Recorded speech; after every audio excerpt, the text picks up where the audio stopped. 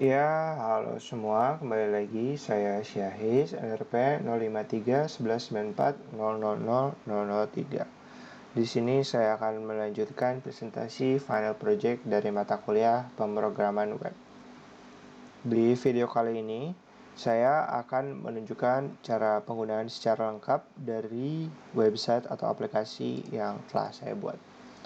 Nah, ini bisa dilihat. Karena tadi kita sudah sign up, kita bisa langsung login saja.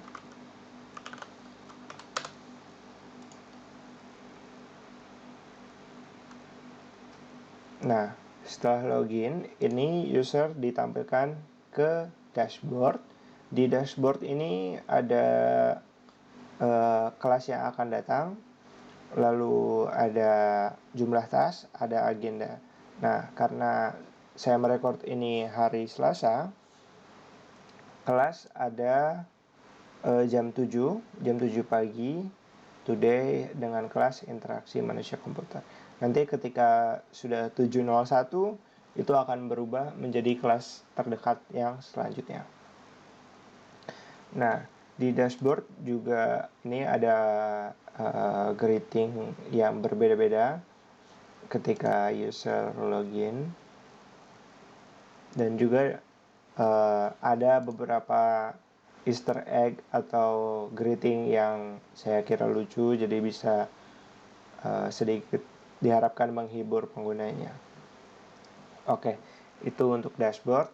Jadi di dashboard juga bisa mengeklik timetable, lalu subject, lalu ada task untuk melihat tasknya, lalu melihat agenda, lalu ketika kita scroll ke bawah, itu dashboardnya akan mengecil gambarnya dan memperlihatkan task dan agenda yang ada. Nah, seperti itu. Ketika user ingin menambahkan sebuah task, itu harus ada kelas dulu. Bisa kita lihat coba di sini. Jadi di sini ada tombol new, bisa diklik untuk menambahkan task. Di tasknya bisa kita pilih kelas.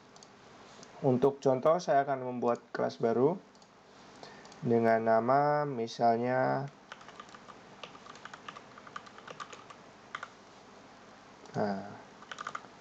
ini mengisi nama kelasnya, nama lengkap, lalu untuk kelas code-nya.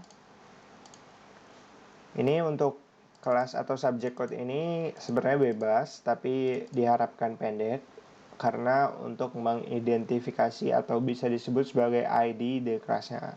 Dan setiap kelas itu diharapkan menggunakan ID yang unik agar mempermudah pencarian. Nah, untuk lecture-nya saya mengarang aja. Lalu harinya itu misalnya hari Selasa jam, tadi kan ada mata kuliah interaksi manusia komputer jam 7. Saya buat ini jam 6 untuk contoh aja.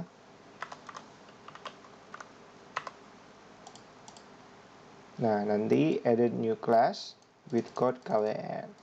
Nah, nanti akan muncul di sini beserta data-datanya.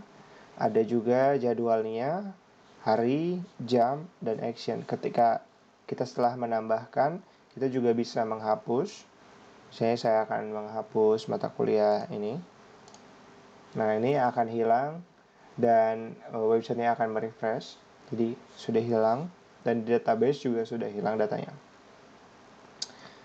Oke, setelah menambahkan kelas, kita bisa menambahkan tugas untuk kelas tersebut. Misalnya tadi kita udah menambahkan kelas kewarganegaraan, kita bisa membuat tugas, contohnya mereview paper kebangsaan misalnya. Ini cari referensi untuk kuis. Nah, untuk deadline-nya misalnya tanggal 15 Januari 2021, untuk jamnya 23.59. Nah, nanti ada muncul dialog seperti ini. Lalu akan muncul juga tugasnya di sini. Nah, ini sudah responsif juga ketika dikecilin. Oke, misalnya di skenario itu kita sudah mulai mengerjakan tugas menggambar daun. Nah, kita bisa klik tasnya di sini. Lalu kita ubah statusnya menjadi ongoing. Nah, jika kita refresh, itu akan muncul statusnya menjadi ongoing. Untuk agenda juga sama, bisa kita ubah. Nah, lalu itu untuk task dan agenda. Di agenda itu sendiri, ketika kita menambahkan, nah kita tidak perlu kelas untuk menambahkan agenda, jadi bisa langsung saja. Nah, semua task itu bisa dilihat di sini, sudah dikelompokkan berdasarkan mata kuliahnya. Di sini juga ada keterangan jadwalnya. Lalu ini untuk task, untuk agenda sama, tapi ini tidak ada pengelompokannya. Nah, ini juga bisa kita edit dari sini. Oke. Ini untuk list subjeknya tadi sudah ditunjukkan. Lalu ini untuk timetable-nya. Nah, jadi semua kelas yang kita sudah tambahkan itu akan muncul di sini dan sudah diurutkan berdasarkan jamnya. Nah, ini seperti ini. Setiap sudah dikelompokkan juga berdasarkan harinya. Nah, misalnya ketika kita klik, itu akan meredirect kita ke task dan men-select kelas yang tadi kita klik, lalu muncul ini seperti tadi. Nah, lalu di sini juga ada user profile di mana kita bisa mengubah email dan mengubah password dan nama juga. Misalnya saya ubah nama. Jadi di sini misalnya, nah saya awalnya seperti ini. Jadi ini tidak ada tombol apply. Ketika saya ubah, nah ini ada tombol apply. Ketika di apply, namanya sudah berubah dan page akan merefresh. Nah, untuk bagian merubah email, saya bisa ubah emailnya menjadi tadinya .co menjadi .com dan saya masukkan passwordnya ketika di apply. Ini lagi loading. Nah, email successfully change. Nanti page-nya akan merefresh. Lalu emailnya sudah berubah.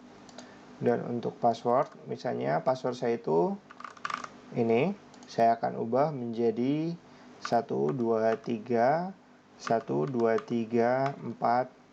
Oh, saya ubah menjadi 1234 1234 agar mudah.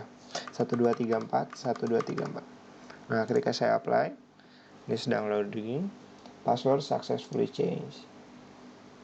Jadi nanti ketika kita login, passwordnya berubah menjadi 1234 dan 1234. Bisa dilihat dengan email.com passwordnya.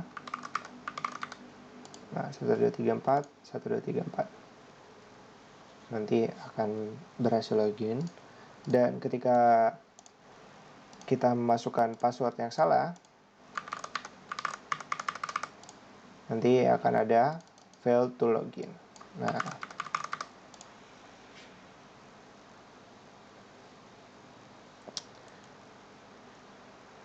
lalu setelah itu di user profile sudah, dan di dashboard sudah, tombol news sudah juga, dan yang terakhir di sini ada icon user yang bisa kita gunakan untuk logout. Nah, seperti itu. Kurang lebih sekian demo cara menggunakan dari website Fkolia yang sudah saya buat. Di video selanjutnya saya akan menjelaskan cara membuat website ini menggunakan framework yang saya gunakan. Terima kasih.